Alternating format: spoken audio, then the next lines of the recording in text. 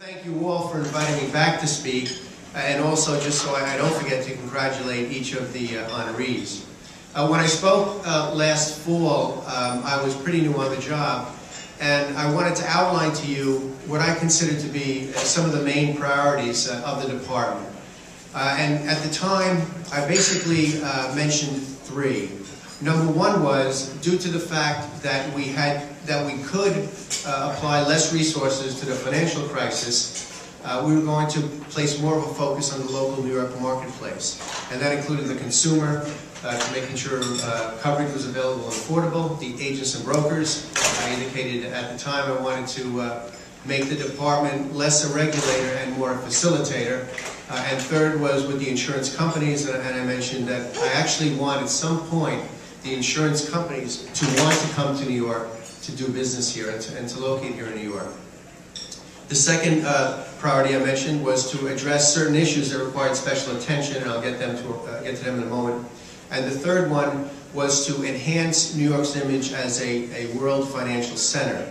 And with respect to that, you may have heard over the last several weeks that we have been pursuing a major initiative to restart the New York Insurance Exchange. And I won't get into that too much today because it would take all the time.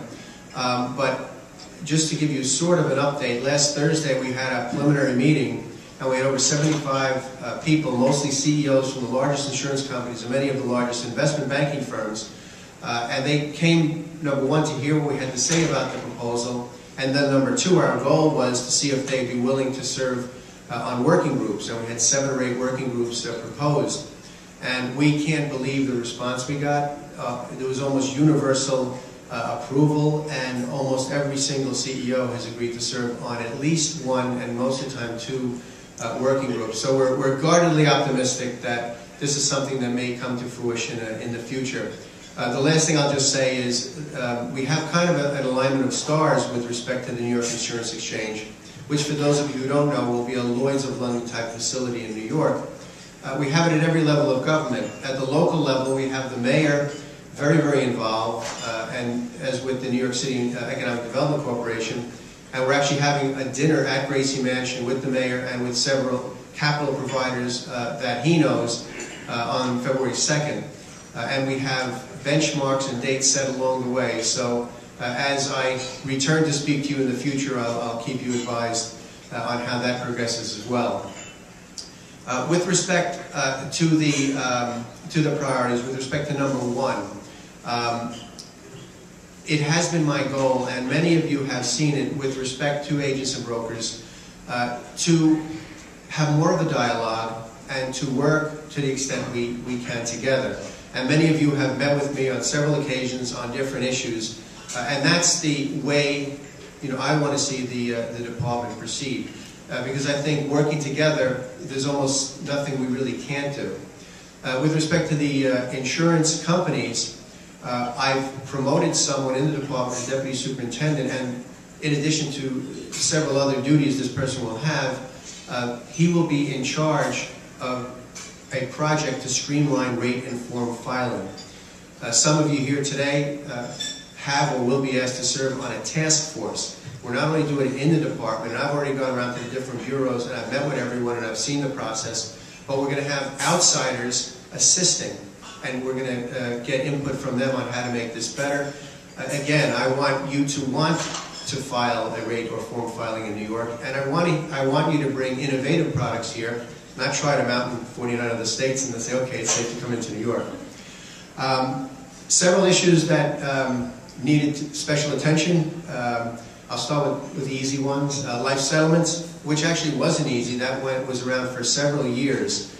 And what I did with life settlements, with the help of many people, including Stacy Rowland, Deputy Superintendent here for Legislative Affairs, we brought all the stakeholders in together. And I said, let's get them all around a table and let them explain to each other what the issues are so we can try to work together and come up with a bill we all agree on.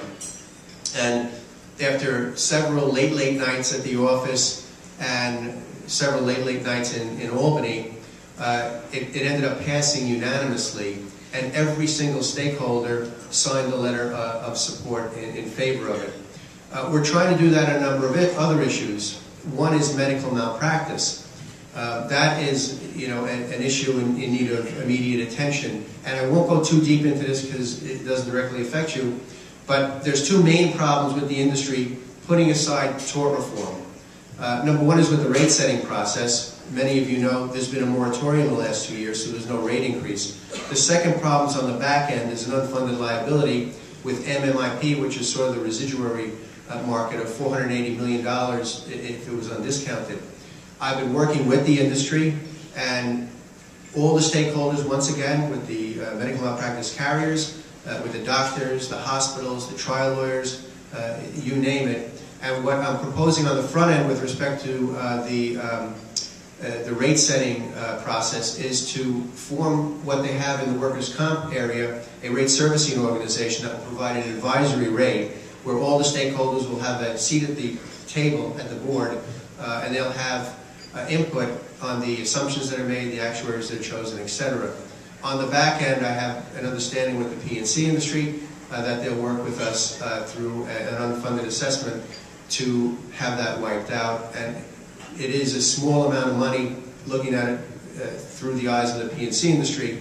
It's a very large number looking at it through the eyes of the three medical malpractice carriers that are really remaining.